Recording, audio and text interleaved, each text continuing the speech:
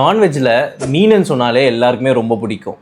ஆனால் அதே மீனை இன்னைக்கு வூண்ட் கேரில் நம்ம எக்ஸ்டென்சிவாக யூஸ் பண்ணிகிட்டு இருக்கோம். இங்கே நீங்கள் நினைக்கிற மாதிரி நம்ம மார்க்கெட்டில் கிடைக்கிற எல்லா மீனுமே நம்ம இங்கே யூஸ் பண்ண முடியாது. ஸ்பெசிஃபிக்காக 2 வெரைட்டி ஆஃப் ஃபிஷ்ஷை தான் இங்கே சொல்லியிருக்காங்க. ஒன்று ஆர்க்டிக் காட், ரெண்டாவது நைல் டிலாப்பியா. அப்படி இந்த ஃபிஷ்ஷோட ஸ்கின்ல என்ன இருக்குது இந்த வூண்ட் ஹீல் பண்ணுறதுக்குன்னு பார்த்தீங்கன்னா, ஒன்று இதில் கொலாஜன் இருக்கும். கொலாஜன் தான் பேசிஸ் ஆஃப் வூண்ட் ஹீலிங். ரெண்டாவது, நம்ம எல்லாருக்குமே தெரிஞ்ச மாதிரி ஃபிஷ்ல ஒமேகா 3 ஃபேட்டி ஆசிட்ஸ் ரொம்ப அதிகமாக இருக்கும். இந்த ஃபிஷ் ஸ்கின்ல வந்து ஆன்டி மைக்ரோபியல் ப்ராப்பர்ட்டிஸ் இருக்கு. அதே மாதிரி அதில் நிறைய க்ரோத் ஃபேக்டர்ஸ் இருக்கு. இந்த ஃபிஷ் ஸ்கின்னை நீங்கள் வூண்டை கவர் பண்ணும்போது அது ஒரு மாய்ஸ்சர் என்விரான்மெண்ட்டை மெயின்டைன் பண்ணிட்டு வூண்ட் ஹீலிங்கிலும் ஹெல்ப் பண்ணும். அதே மாதிரி எந்த காயத்தையும் நம்ம கவர் பண்ணி வச்சா நமக்கு வலி இருக்காதோ, அதே மாதிரி இந்த ஸ்கின்னை வச்சு கவர் பண்ணும்போதும் நமக்கு வலி இருக்காது. இந்த ஃபிஷ்ஷோட ஸ்கின் எந்த வூண்ட்ஸ்ல ரொம்ப அதிகமாக யூஸ் பண்றாங்கன்னு பார்த்தீங்கன்னா பர்ன்ஸ்ல தான். ஏன்னா பர்ன்ஸ்ல ரா ஏரியா ரொம்ப அதிகமாக இருக்கும். அந்த காயத்தை கவர் பண்ண இது ரொம்ப யூஸ்ஃபுல்லாக இருக்கு. இந்த ஃபிஷ் ஸ்கின்னை எப்படி அப்ளை பண்றாங்கன்னு பார்த்தீங்கன்னா, ஊண்டை முதல்ல கிளீன் பண்ணிட்டு அதில் இருக்கிற கெட்டுப்போன சதைகள் இன்ஃபெக்ஷன்லாம் எடுத்து விட்டு